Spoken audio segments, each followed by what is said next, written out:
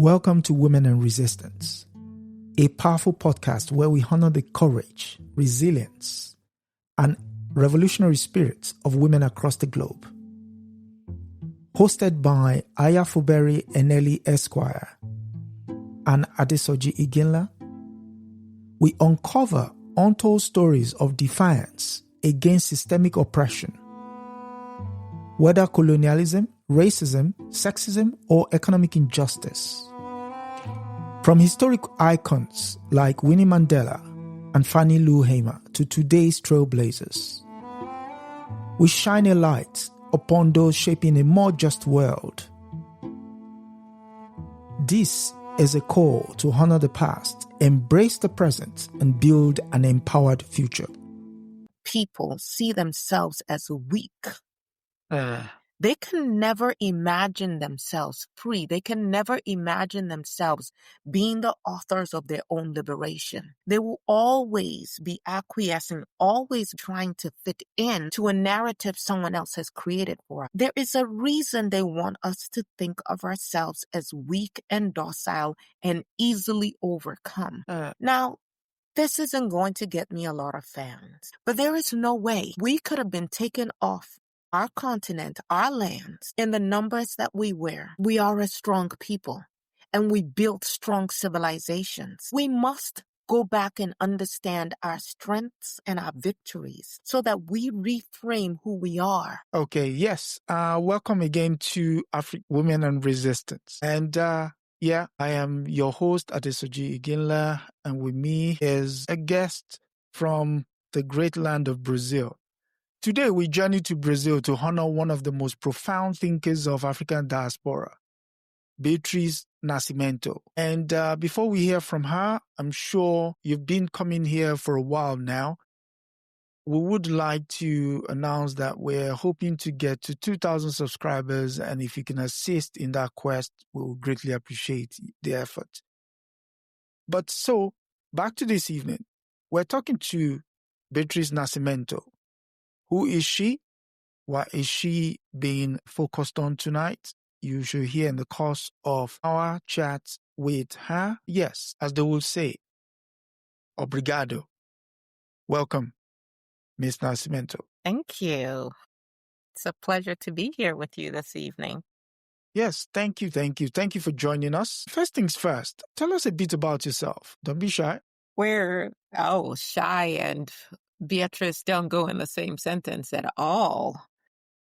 Perhaps when I was young, I was born in Sergipe, and I was born on July 12th, 1942, and I was the 8th of 10 children and the youngest daughter of my parents. My parents were Maria Beatriz Nascimento. Maria was my first name. I'm Maria Beatriz Nascimento. My family would lovingly call me Bia.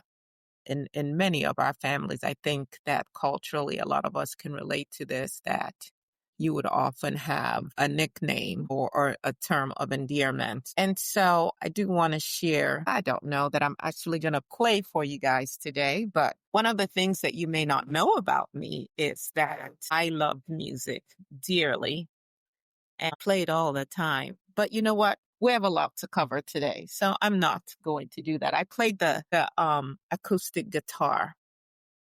And my father, who was a mason, he played the bandolini. And my father was Jose de Rosaria. Jose de Rosaria was my husband, who's the father of my daughter, Bethania, but from whom I divorced. And I later on had a common law husband, as you will. And I will tell you more about that later.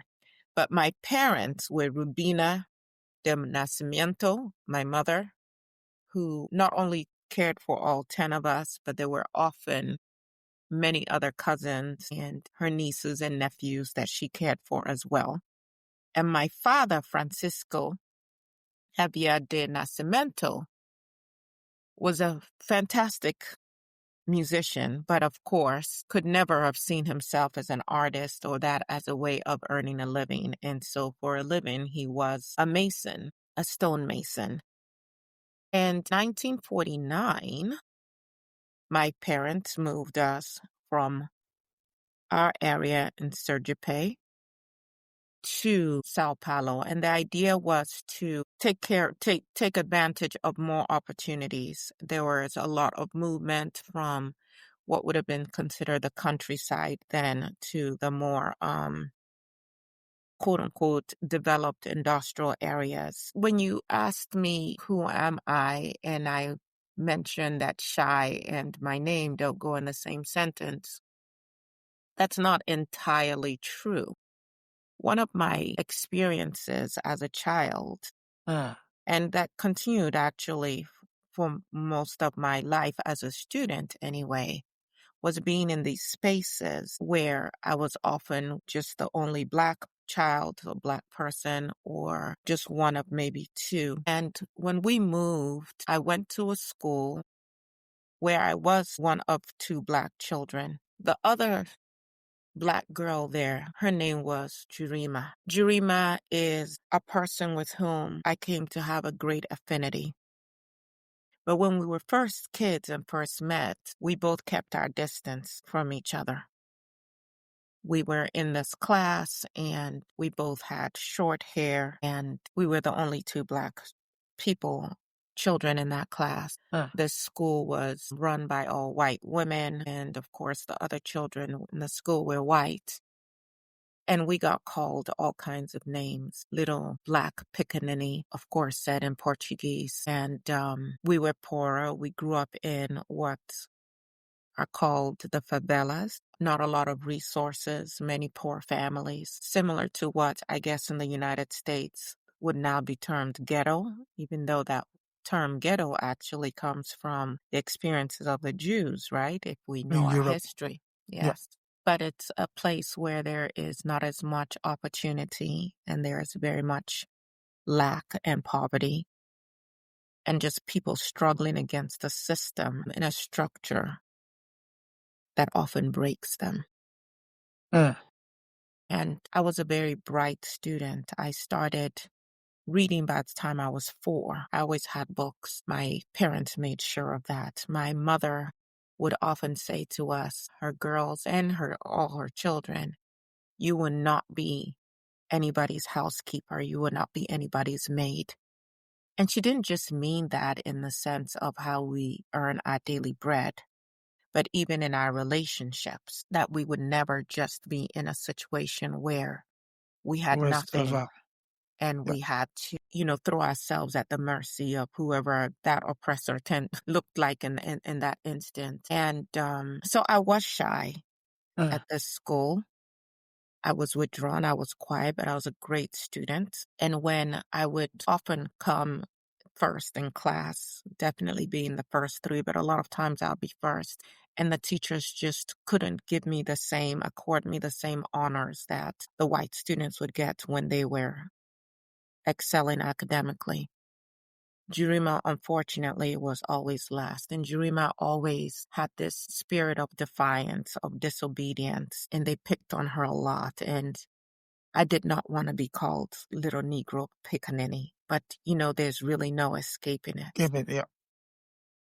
One point, one of the girls in the class actually lifted up my skirt. She said because she needed to figure out if I was a boy or a girl. And they had a name for us, women who had short hair and did not have the long flowing hair, Joa. It was this sense of being androgynous. Jurima and I, an incident where she challenged me to a fight, and I was not a fighter in that sense, and I was not going to fight, but as children are wont to do, and these young people, these white classmates, they immediately broke into camps, one camp on her side and one on my side, and they were just egging on this fight. And Jurima wanted us to go outside and take care of it. I think young people still do that. Let's go outside. And I went, and while she was trash talking, I actually got the first blow, if you will, in, and I scratched her face. And that very much surprised her because I think even she saw me as this non-fighter, this very quiet, withdrawn person. And I knew she was going to.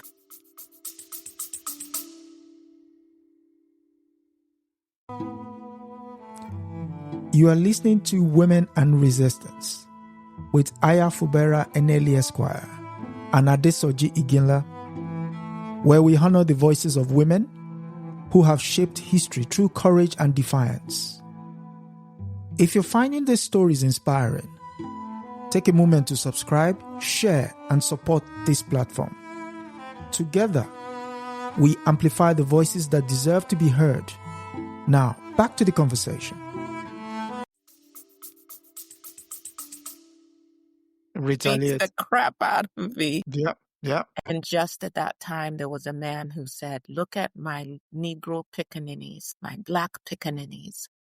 And that broke up the fight, and I immediately ran home. But before that happened, I had just broken into tears. There was just such pain in my heart that we had been reduced to the very thing that I know I did not want to be, to the spectacle of these white people. And after that, it was almost like Jurima had a different perspective of me, and she clung to me. She would sit next to me during all our bad tests, and I came to understand how similar our experiences were. Although I had the kind of support that she didn't have, I had a father who would tell me how beautiful I was. And most people in my family would say that I was definitely my father's favorite. I was a daddy's girl. And he had an expectation of me, and he poured a love into me that many Negro girls did not get. We were castigated and denigrated and made to feel inferior. And I came to understand that Jurima's defiance, that sense of always being ready to defend herself and to fight back, was really a defense mechanism. And it's crazy how this racial society we live in creates certain environments and then turns around and points fingers at us for responding to the very environment that they have created. Jurima dropped out of school. And I know that you asked me about myself, but it is impossible for me as a Black woman, as a thinker, as an intellectual, as an activist, as a screenwriter, as a poet, as a mother, as a lover, as a daughter, not to center my people even in asking and answering the question about who I am, because who I am is who they are, and vice versa. Jurima dropped out of school, and I did not see her for a while. Her father was what we would call a fishmonger, and he often would have this knife in his hand that you use to scale the fish. And one time I saw her, and she was slim like me, dark like me, and she was trying to hold up her drunk father. And I saw that knife in her hands. And Jurima would have done anything to protect herself and her father. Years later, I think she was just 14, I saw Jurima, and she was very unkempt and dirty and had, like close to rags on her body, and she was very visibly pregnant. And she said to me, "Continue. Keep studying. Don't let them do to you what they did to me." And another time I saw her, and this time she was pregnant and she had a baby in her hands. And the father of her first child had left her. And the man who had impregnated her had also left her. And she was just so broken. Jurima's brother had also been at that same school. Later, I was to find out that he was arrested and imprisoned, and he was supposedly a pothead. I never saw Jurima again. I don't know if she's still alive, if she's in a favela somewhere. I don't know what became of her children. I don't know if she had more children. I don't know how many more men she had children with. But I do remember her words. Continue. Keep studying. Don't let them do this to you. And continue I did. Continue I definitely did. In spite of all the challenges, I attended public schools and I developed a love for history and literature. I went on to get my bachelor's degree in history from the Federal University of Rio de Janeiro in 1971. I interned at the National Archives under historian Jose Honorio Rodriguez. And then I went on with my studies. I continued to complete postgraduate studies at Fluminense Federal University.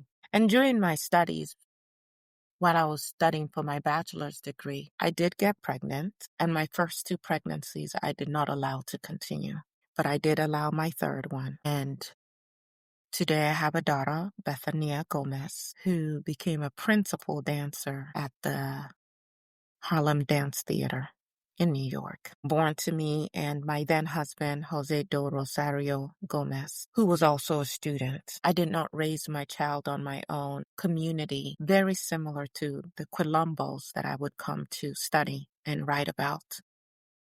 And mine was a matriarchal family. Rubina ran the roost and made it possible for her children and her husband to thrive. And so my daughter was raised not just by me and my husband at the time, but also my sisters, my 4 sisters, and my parents. And she just had a whole community, which was definitely very helpful during the years where I would travel and do research. Skipping ahead, but maybe not, because our lives are cyclical and it's difficult to tell these stories in just a linear fashion. True. And I did travel to Africa on 2 separate occasions, Angola to be specific. And I went to do research that was funded by the Ford Foundation, of all people, of all organizations. But you do what you can. And I went to Angola because when you look at the history of Brazil and the way that we were taken, both through the actions of the imperialist Europeans, but also the actions of African leaders, chiefs who maybe at some point thought that there was some benefit to collaborating with these imperialists. When you look at the Quilombos in Brazil, it was clear to me the African connection and that Angola had been a major area from where we came. And you could see some of the similarities. And so I wanted to go to Angola to study Quilombos in Angola. One of my very last trips out of Brazil was actually to Haiti, and to Martinique. All of these areas, of course, had their own versions of Quilombos. We can obviously talk about Jamaica, and I believe you have spoken with Nani of the Maroons. Correct, yeah. So definitely understanding that there was a Pan-Africanism to not just our resistance, but to how we operated and the ways that we tried to organize ourselves. And one of the things that irked me and continues to irk me to no end is going into the universities, into these white spaces. And when it comes to talking about Black people in Brazil, the only conversation, the only focus being on slavery, as though our whole existence was nothing but subjugated, enslaved people, primitive people, Dominated. people who needed to be civilized. And one of the reasons I wanted to study the Quilombo was that it gives us an understanding of how we organized and how we created our own systems and how we even engendered peace so that we could build ourselves up in terms of our ability to defend ourselves, in terms of our self-sufficiency to grow our food, to raise our children.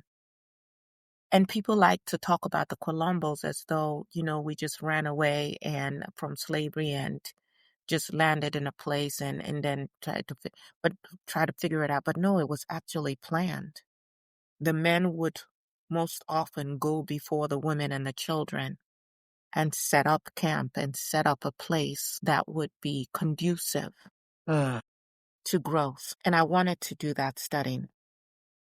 But to further answer the question that you posed initially, I'd actually like to read the words of my daughter, as she described me, because it's one thing to talk about yourself. It's another thing to look at what others have to say about you. And so I'm going to be reading from a book called The Dialectic in the sea. is in the Sea, The Black Radical Thought of Beatriz Nascimento. And as I hold this book in my hands, of course, originally written in Portuguese and then translated, I marvel at my mother and whether she ever thought that her child would achieve the things that I did, not just for myself, but for my people. So this is what my daughter, Bethany, wrote. Growing up, the first thing I thought was that she was really, really beautiful. Though people used to tell me I looked so much like my father, I always felt that actually I was just like her. And it was comforting to be like her. She was funny. She was bright. She used to play the acoustic guitar. Some of my first memories are of her playing the guitar and singing with my dad or with friends. She made me into a strong girl, a strong woman, without losing my vulnerability or my femininity. And of course, she showed me how to be a woman in all the ways that a woman can be a woman, and a Black woman in particular. I remember this bright, funny person, always with a lot of people around her. I remember being at the beach, playing in the sand, and I remember my mother coming over, and she just picked me up and carried me into the sea and threw me right into the water. No mercy. And I remember wondering, why would she do that to me? I remember thinking it was mean, but then looking at her, and she was smiling, this really peaceful smile, standing there and watching me try to swim. And then she joined me in the water and swam with me and calmed me down. This is the type of mother she was. She shaped me to be a warrior from the very beginning. Looking back, that was a gift. She taught me how to fight. She taught me how to overcome things that I didn't want to face. I wouldn't say fear exactly, but there are things in life that you have to face and things that you have to overcome every hour, every day. My mother read a lot, played guitar, and there were lots of parties, family parties, parties with friends, and I still love to go to parties. She was a very exciting mom. She was a very exciting woman. And I could tell that she was admired and she was loved. When my mother and my father separated, our family of 3 broke apart. I heard she was in a lot of pain, but she used to always say that I was such a supportive daughter and I was very caring. And my mother was supportive of me no matter what. She was warm. Her body was my home, even if sometimes, this part is hard for me to read, but is the truth nonetheless. Even if sometimes she seemed to be broken because she had bipolar disorder. I believe you talked with another woman who was also diagnosed with bipolar disorder and who also had a daughter, Nina Simone. Yeah. And when she went through her mental health crisis, it was tough. I could see her brokenness. But even in those moments, it was like when she threw me in the water and I had to just get it together. Our dynamic was really interesting. Our body language, it was a different kind of motherhood for that time. My mother's beauty was something for the books. It was the way she carried herself. There's a picture that I have of her with both of us on the beach, and she's wearing a bikini.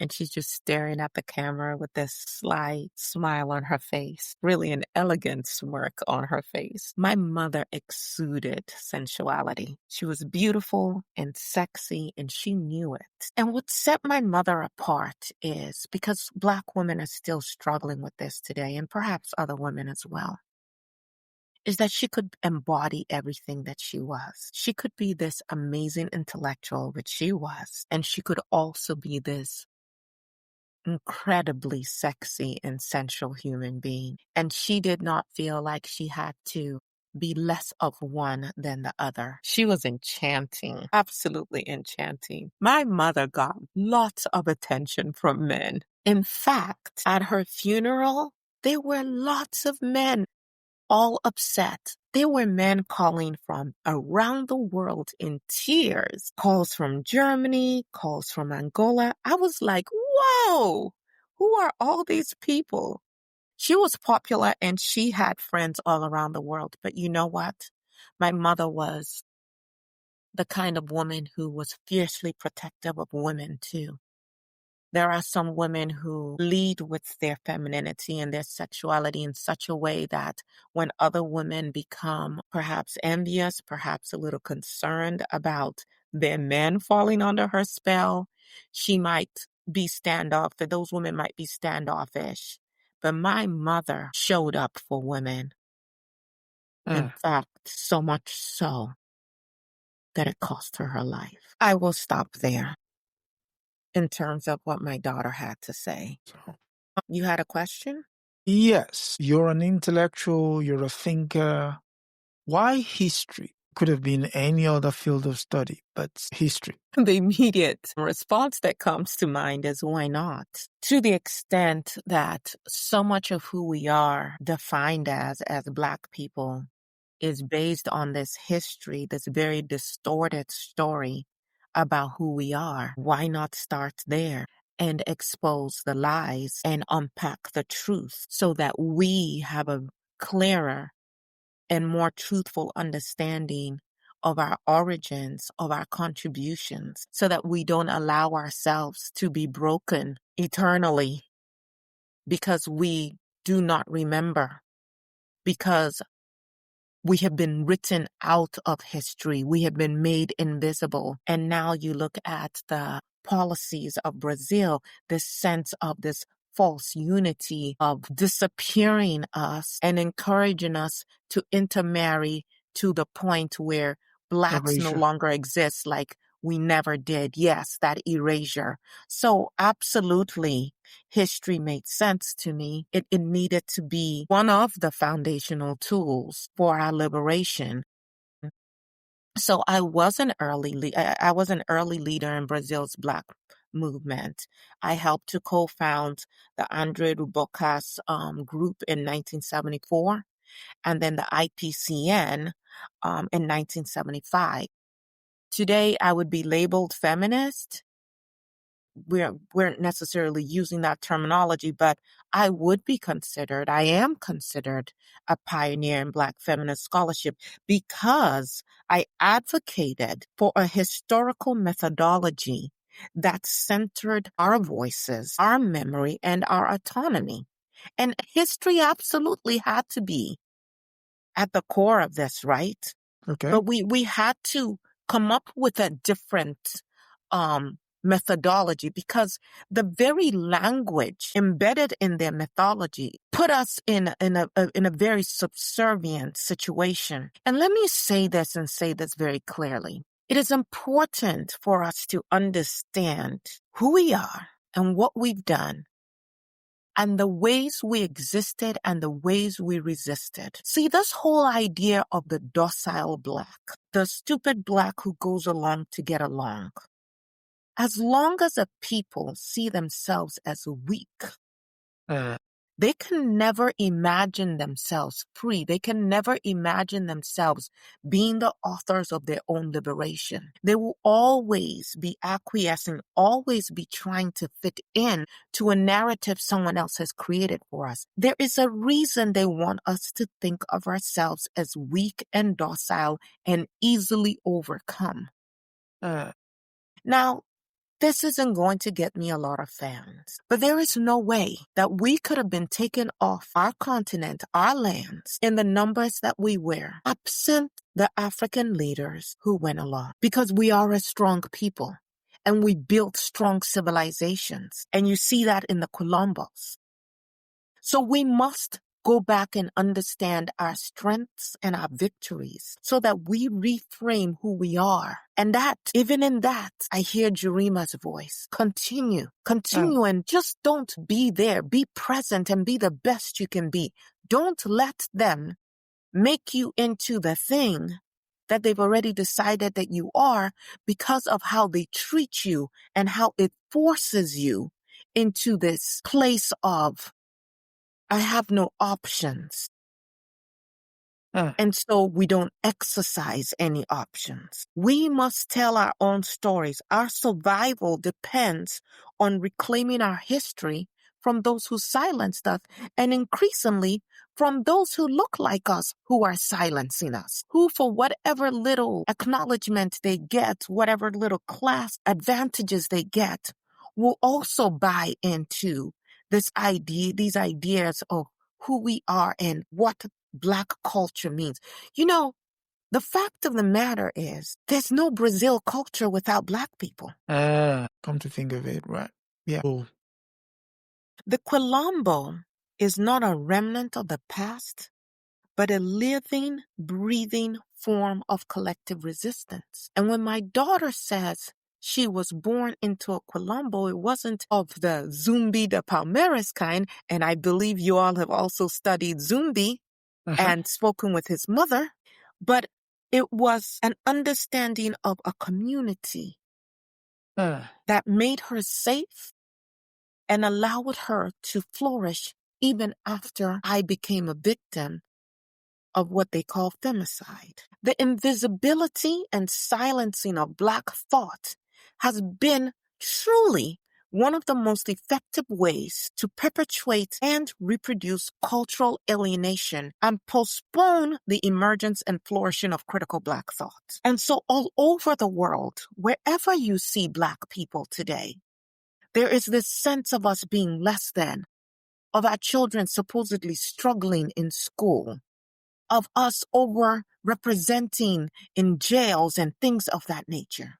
We need to understand that this is by design, their design, as a result of the structures they put in place, and not because there is some deficiency in our DNA. Wow. Please go ahead.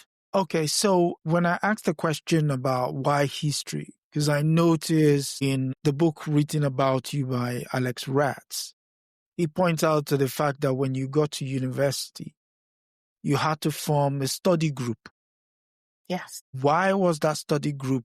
Why was that a brainchild of someone? What was the need behind having said study group? First, let me correct myself. We moved to Rio de Janeiro, to a suburb of Rio de Janeiro, not Sao Paulo, as I'd mentioned earlier. Sao Paulo was on my mind.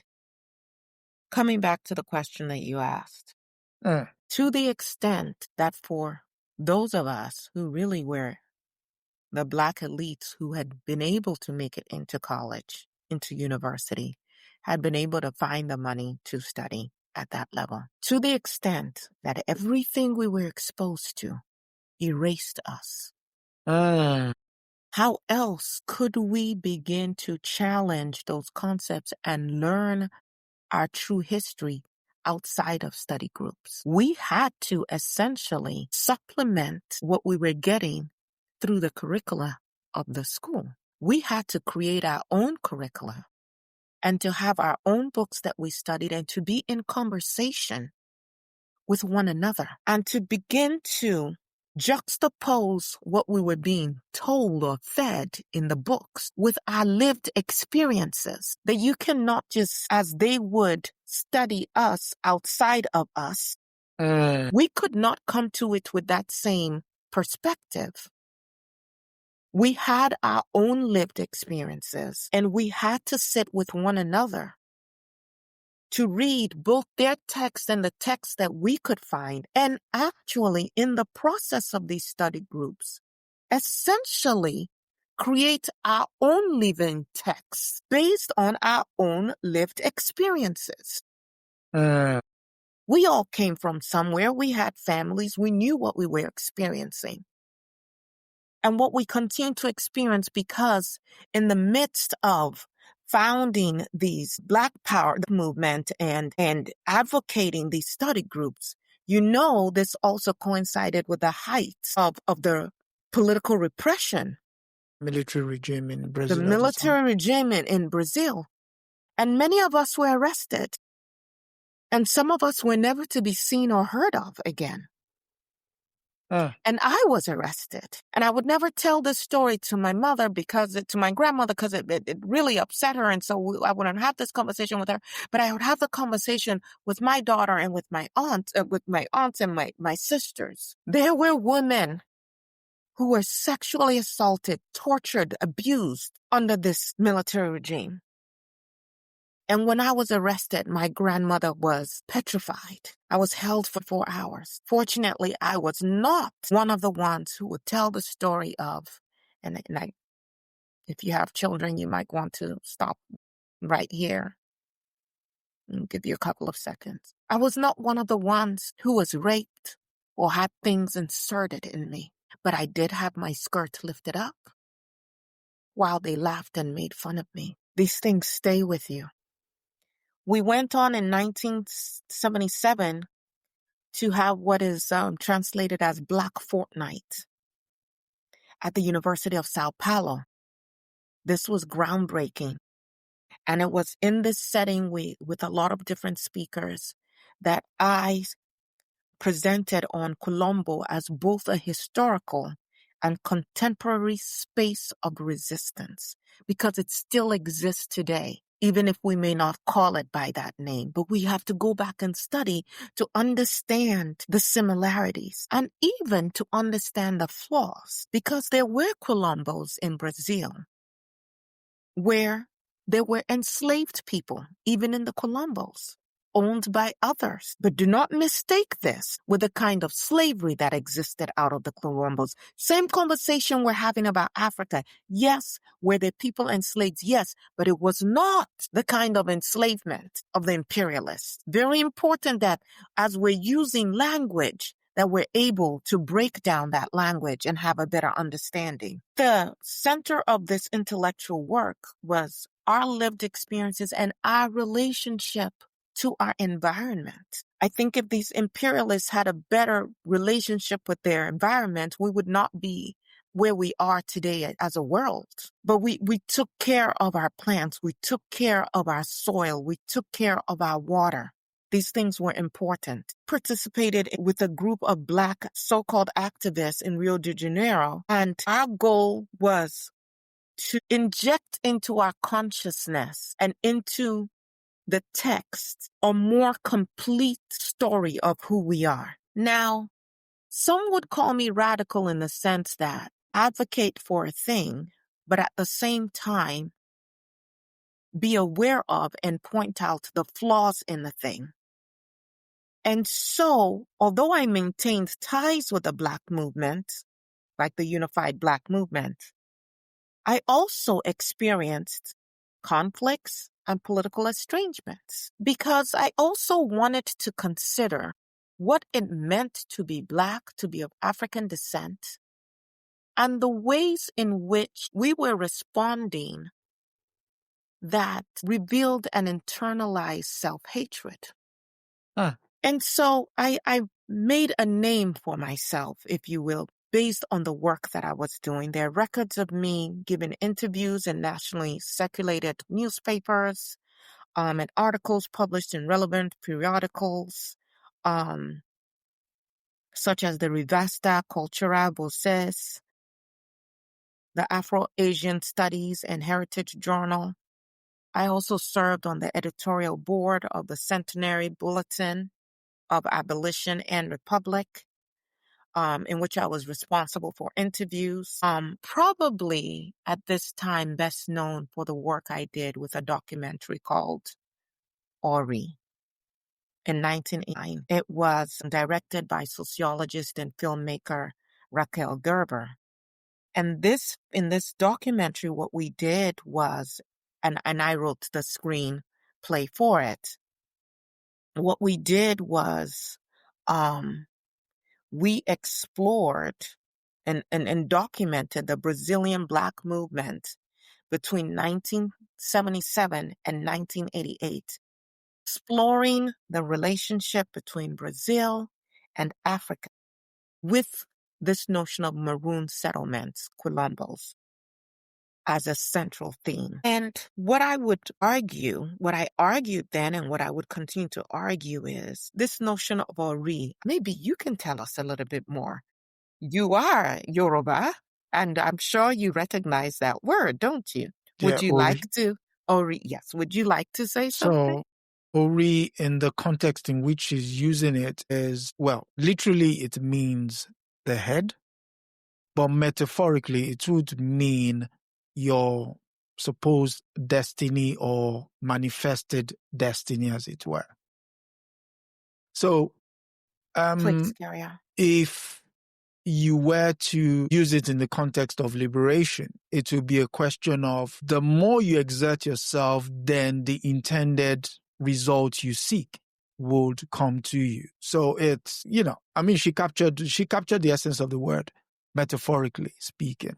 So I'm so glad you shared that, because some may not know, but the Yoruba culture and Ifa, you can see it interwoven into the experiences of Black people in Brazil, even all the way to Candomblé, that very much focuses on the Orishas. And my idea, the way I see Ori is that for Black people in Brazil, as we learn and remember our history, are reconnected to our head, to ourselves. There is a spiritual manifestation that then allows us to bring forth what we would like to see, as opposed to always being acted on.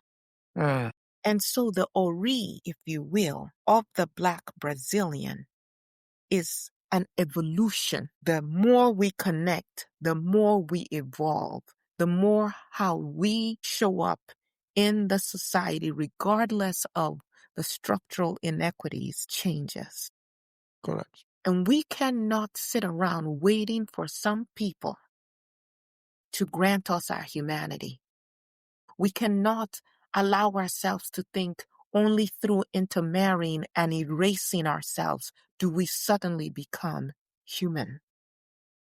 We must make that connection, stay connected, and continue to do the work to evolve. And I would say that would be true at this point, although my work initially was focused on the Quilombos in Brazil.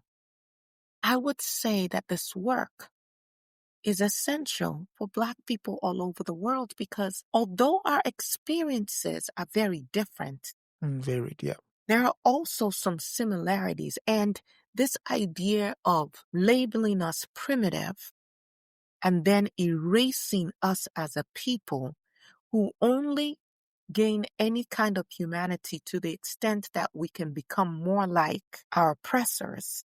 Even this idea that we stay in this conversation of oppressed and oppressor, Pretos, yeah. which was part of my concern with even the Black movement and the language we use, and how that keeps us in this space of inferiority, of begging, of wanting. And I would hasten to say, well, look at our African leaders today. And how often do we have hat in hand, bowed over, asking others to do for us what a reimagined and evolved Ori would allow us to do for ourselves. Wisdom. There is so much to share with you. I am mindful of your time, which is why I did not go into song today. But I do want to read something that I wrote. So my words, not my daughter's words this time, if you will bear with me. Writing a historiography of Black people in Brazil. The project was a challenge. It was difficult, but I had to accept this challenge. The moment a white so-called intellectual told me that he was Blacker than I was, for me, that was the most mystifying, sophisticated, and challenging statement. So what does it mean to be me? And how does this white man, with none of my lived experiences, now claim to be more me than me? And how often, to use the modern terminology, do we get gaslit by these so-called friends and allies who study us for their own purposes, study us like you would a piece of rock or an animal, and then tell us that they know and understand us better than we do ourselves? Yeah. Because he had participated in some candomblé rituals. He felt, and he had studied us during slavery, he felt he understood us historically better than I did. Correct. This notion, and this was always my dilemma. Yes, I was an intellectual in the halls of the quote-unquote academy, but I was always very clear of my connection to my people, which had to be centered outside of academia. But too many Black people got into academia and lost their minds, taking on these methodologies and trying to prove a point using their language and methods that are stacked against you. Correct. From the beginning. So the minute you start to explain a thing with their words, you've already made an argument against the thing you're trying. Oh. One does not study in the Black person who's living the lived history. That is our story to tell. Correct. We are the living history of the Black person, not numbers, not what the colonizers wrote in their books. Yeah. We cannot accept that the history of Black people in Brazil at present should be understood only through ethnographic and sociological studies. Again, that would be playing into God their hands. Looking down on those primitive people. Right. We must make our own history, searching for ourselves, confronting our unconscious, our frustrations, our complexes, studying them, not deceiving them. Only in this way can we begin to understand and accept ourselves as we are. First and foremost, Black. And in our case, Black and Brazilian, without being confused with Americans or Africans, because our story is indeed different, as are our problems. And therefore, the solutions must come from our understanding of ourselves, because we have had to forge a different kind of survival. Yes, drawing on the threads of the past, but still impacted by the environment in which we live. So social Black invisibility and discourse without adequate recognition among those who should be their peers is to our detriment. We simply have to reinvent the university as Black people across the world, but primarily I speak about Brazil, because how they are training us, what they are telling us, sets us up to fail. This whole notion, even today, of imposter syndrome, this whole notion of not being able to wear our hair in its natural state and understand the beauty, the power, the uniqueness. So you're suggesting we must grow our power, because our power is great. We must embrace our strength. We must unify this courage to look within and to understand and accept ourselves as we are, as we connect to the Ori and we continue to evolve. No separatism. Egocentricity does not bring about unity. It does not spread nobility. It divides hearts. Let me tell you, the prejudice still inherent in the structure of Brazil against Black people is so violent and at the same time so subtle that it exists latently and often surfaces in our relationships with one another. Why the level of domestic violence amongst us? Why are we killing ourselves? Why do we have more courage to take out our anger on each other as opposed to the real source of our pain? We have, let's say, a love-hate attitude towards ourselves. The presence of and confrontation with the other disturbs us. And until we are willing to sit with that disturbance, then you're going to find groups of us who distance ourselves. I'm not quite Black. I'm not like those other Black. And where does that get us? I want us to see ourselves as totality, past and present, mind and body. That's what I want us to see. This is something that I shared during an interview. Looking closely, one comes to the conclusion that one lives in a double or triple society. to the extent that it imposes on one's mind that it is a white society, that one's behavior must be standardized according to white dictates. One as a Black person is negated, begins to live another life, floats without a base on which to land, without reference and without a parameter of what one's peculiar form should be. And it shows up in different ways. Now it's all about the long wavy hair that's not ours. Now, we've always worn wigs, but there's a difference between wearing wigs that show the versatility of who we are as Black women, because we come in all shades and all hair types. And there's a difference in only preferring one hair type. Being Black is an identity that really has been attributed by those who dominated us. We are Black because we are now juxtaposed against whiteness. Because we did not call ourselves in that sense, I'm Black, I'm Black, I'm Black, when we lived and thrived on our continent. But let me get to what I wanted to share with you. Quilombo is a story. That word has a history. It also has a typology according to the region and according to the era. We need to study that. Where are the places that we lived and thrived? You will see certain similarities, right? Quilombo reminds us that we are human and that we have rights to territory. We have rights to land. What is all the fight about across the continent of Africa today? Dispossessing us of our land. Many, many, many parts of my story tell me that I have a right to the space I occupy. You, my Black brothers and sisters, my Black daughters and sons, my granddaughters and granddaughters, you have a right to the space you occupy. You need not shrink.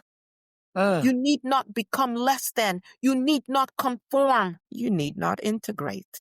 Yep, very much so. And that is what Palmares was about, that we have a right to the space we occupy within a system, within this nation, within any geographical niche. The earth is my Quilombo. My space is my Quilombo. Wherever I am, when I am, I am. And Ori is precisely your discovery that you are power. Listen. In the United States, I know there are lots of you who are, I understand, going to learn this or watch this from that area, or in the UK or wherever. What do they try the hardest to do? Convince you are powerless. Because if you're powerless and you believe it, you're powerless, you stop fighting. You stop believing. You don't continue. That's what happened to Jurima. How many Jurimas are there, not just in the favelas of Brazil, but in Sao Paulo, in Lagos, in Benin, in Harlem, in Chicago? Young Black people who have bought into their powerlessness. The great tragedy today is precisely the loss of understanding of our past, the loss of contact with the other. This is fundamental. And so I ask you, how many paths have I traveled as a Black woman in Brazil who has traveled to go see my people in other Quilombos? How many paths have you traveled? How many paths have we suffered? And have you given up your yearning and your right to be happy? Yes, I struggled with mental health. One could make the argument that I was imbued with so many gifts at a time when I saw in ways that so many around me didn't see, that the responsibility of the work that needed to be done weighed on me. And sometimes, yes, I caved. It is clear to me that the daily confrontation with the mechanisms of racism and sexism significantly impacted my mental health, but not just mine, of Black people. And I would say to a whole other level of our Black women as well. Because now we're not just dealing with the racism, we're also dealing with the sexism, the patriarchy. No space to find peace, even within your home with your loved one. Every human being lives between definitions and uncertainties. So let me end with this. I know I have taken much of your time, but I hope that you hear my passion and that although these are serious topics, you also feel my joy and my resilience and my determination to show up as everything, the fullness of who I am as a Black woman. Unapologetic. Yes, taking up space. My daughter would say I would walk into a room and it's like a star walked in, not in the sense of a celebrity, but just the energy that I carried. Yes, I was noticed. But what do you do with that, with those gifts when you've been given it? How do you develop them? How do you use them to the liberation of your people? And so today I am rediscovered and studied because I was willing to take up space and to go where others said I could not go. So let me read this to you. Between lights and sound, I find only you, my body. Old companion of the illusions of hunting the beast, body suddenly imprisoned by the destiny of outsiders, body map of a distant country seeking other frontiers, limiting my conquest, mythical Quilombo that makes me the content of the shadow of words, irrecoverable contours that my hands try to reach. The body is also punctuated with meanings. It is the body that occupies spaces and appropriates them.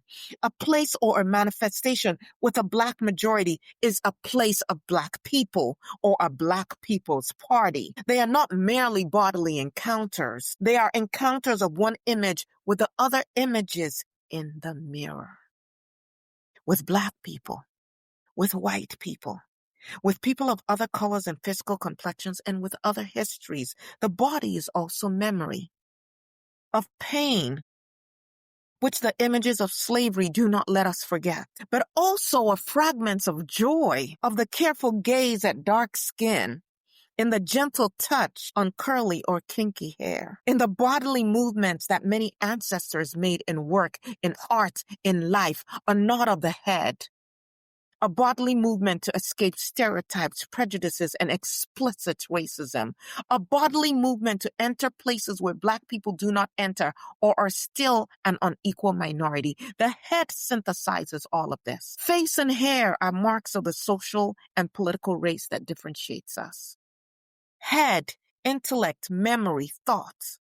Each one has the right to follow this path. A gem returns, looking at oneself in the mirror of race and reconstructing one's identity and body. Reflecting on one's journey and the paths of the people to whom one feels connected. When last did you go and bask in the memories of those with whom you are connected? Beatriz, me, I am one of our icons. The Black body, even when still to speak or fixed in a photograph, expresses meaning in body memory or in the difficult construction. From the perspective of citizenship, the line of the Black body continues to trace the space. Think of the fights about citizenship in the U.S. today and your Supreme Court saying just by how we look, we can be dehumanized. Black body continues to trace the space, a thread of memory, a thread of identity, a mirror that questions us from head to toe, full of symbols. The image in the mirror speaks to the body that shapes the space. At every place and moment, the two ask themselves questions that will not be silenced anytime soon. Am I pretty? Am I smart? Am I strong? Do I have power? Image as visual representation, photography and film, body as territory of power relations and racialization, which is why they're always trying to own our bodies, trying to police our bodies. The police in Brazil, in New York, in Haiti, in Ghana, all the police forces trying to control Black bodies. Body as territory of power relations and racialization, identity as recognition, and as a possibility of recreation. including Black thought, embraces between reason and emotion. My texts, they have these fragments that other authors are now highlighting as components of traveling cultures, identities between places in transit in the diaspora. In my text, the Black body can symbolically extend to its maximum extent until it merges with the landscape, with the Quilombo territory. Oh, recall the magic of Queen Nani of the Maroons. Yeah, Aquitaine as well of Haiti. Where are they? Are they in the water? How did we get overcome? Are they in the trees? Quilombo is the geographical space where man has the sensation of being near the ocean. You need to feel like you're in the Serra de Barriga. All the cosmic energy enters your body. I feel big in a mountain range. I feel like that. Tall. I feel so tall, like the Mbangala people. You know what this is like? This thing about being Black, really. But it's Black because it's the man connected. It's the human being. It's the woman connected to the land. It's the human being who knows the land better than those doggone horizons. It's the human being, the Black man, the Black woman, the color of mud, the color of the earth. Because Gagarin saw the blue earth, but there's also Black earth. There is this earth that is earth, which is a thing we're most afraid of losing, is it not? It is dust. It is the dust of the earth, which is something that balances with the other gases that gives foundation. Blue earth, dark sky. Ghosts walk the streets like a naked ghost walking. Who am I looking for? What kind of body do I want to be in? In what bed does such a restless spirit like mine rest? On sunny routes to a bluesy rhythm? And past backwaters? In future closed in purest silence? So the question isn't anymore so much who am I? It's who are you and who will you be as you connect to your Ori? Thank you. Wow. What else there to say other than we've listened to Miss Beatriz Nascimento? And for those who want to get your book, I do want to say one thing. I go on. forgot to tell this story because it's not the favorite part of my life. I told you my life was cut short. 1995, 52 years old. And someone I considered a friend was in a very violent relationship. And I advocated for her. And her husband, who had previously been convicted of manslaughter, testified that he was so offended by me advising his wife, my friend, to leave the marriage, that after drinking some beers and, as he said, taking some medication for his stomach, he decided to put 5 bullets into me and end my life. But here comes the kicker. Could there be something even more shocking than my murder? Oh, yes. And it's a revelation of what I have been sharing with you about the self-hatred. And so there was a trial. He was captured. He ran away after killing me and he was captured. Antonio was his name. And there was a trial. The trial. My friend, the woman I was advocating for and fighting for and ultimately paid for with my life, testified in open court against me, the murder victim, calling my reputation into question and trying to so tarnish me so as to ensure that this man of hers would not face any retribution or consequences for killing me. This, my friends, my children, is what happens when we are disconnected. Yeah. Because we all know that had he not been convicted, which he was, and he was given just 17 years for taking my life, he would probably have eventually killed her. But I will not end on that note. Because here is the thing about living and taking up space. I live on. Yeah. I live on through my daughter, a magnificent young woman. I live on through my work. I live on through all the people that have been influenced by my writings, my speeches. Remember my joy. Find your joy. Connect to your Ori. Therein lies your power. That cannot be extinguished by any system. We are living proof we cannot be extinguished if we stay connected and remember and live. Thank you for having me this evening. It was a wonderful experience to talk with you. Thank you very much for coming through. Would you like to share your book?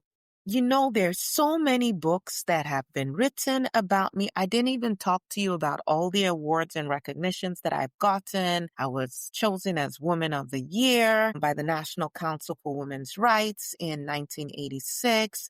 In 2016, the National Archives Library in Rio de Janeiro was named after me. My daughter donated my papers and my writings to the National Archives so that they're available for other people to do research. In 2023, Federal University of Rio de Janeiro, awarded me a posthumous honorary doctorate, and I was also inscribed in Brazil's Book of Heroes and Heroines of the Nation. So although I was killed on January 28th, 1995, I certainly live on. So there's certainly the documentary Ori. If you Google, there are many, because I hear you guys have this thing called Google. So much easier to do research now in your day than in my day. But don't let that make you get lazy, because someone is writing those things. So we still need to do our own research and do our own writings, right? But here is one of my books that has been translated to English. The Dialectic is in the Sea. Now, there's another one that I think you like. Yes. Yes. It's titled Eso Atlantica. English translation is I Am Atlantic. It's written by Alex Ratz. Ratz is spelled Ratts. And it goes and this one my daughter contributed to, so this is near and dear to my heart. But please go ahead. So yes, so the book by Alex Ratz draws from thoughts which other authors share about Beatrix. Some of her works are also in there, lots of poems and what have you. It's a very short book, but believe you me, it's well worth its weight in gold. And so, yes, we've come to the end of another episode of Women in Resistance. If this is your first time here, do like, share, subscribe. We're hoping to get to 2,000 subscribers by the end of the year. And as is custom, next week, we'll be looking at the lives and times of Osila McCarthy. The name again is Osila McCarthy. And until then, Miss Beatrice. It was an honor. And let the music play. Yes, and from me, it's good night and God bless.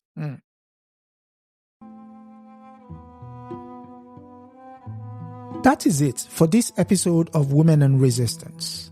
Thank you for joining us in amplifying the voices of women who challenged injustice and changed the course of history.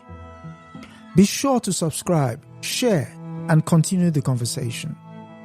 Together, remember, we honor the past, act in the present, and shape the future. Until next time, stay inspired and stay in resistance.